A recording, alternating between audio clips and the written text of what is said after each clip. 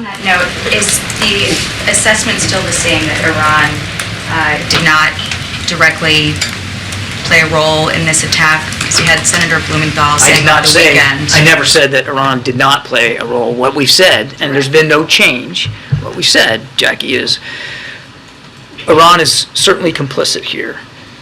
Without them, there is no Hamas. Without them, there's no Hezbollah. Without them, there's no militia groups firing rockets at our troops in Iraq and Syria. And as I said yesterday up here, we recognize Iran's monitoring all these events, and in some cases they're encouraging some of these attacks. No question about it. Now, Do they encourage this event? you talk about October 7th. Yes. We still haven't seen any direct, specific intelligence that says they were witting or participating or directing the attacks of October 7th. But as I said, broadly complicit, no question about that.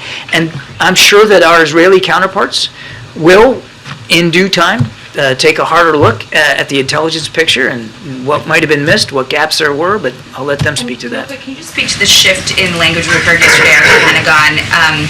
Last week no one would confirm on the record that these attacks were coming from Iranian proxy groups, but then Brigadier General Pat Ryder said the U.S. holds Iran responsible. Is the U.S. taking this as a signal that Iran is in fact trying to widen the war? We see that they are backing these groups, no question about that.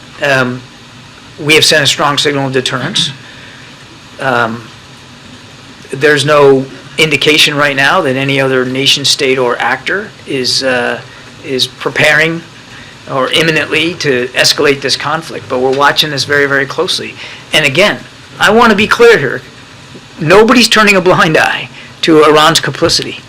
Their support for these militia groups in Iraq and Syria, their support for terrorists throughout the region.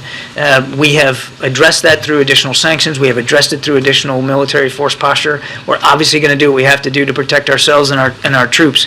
Nobody's at all turning away from that threat or their historic and sustained support for these terrorist groups.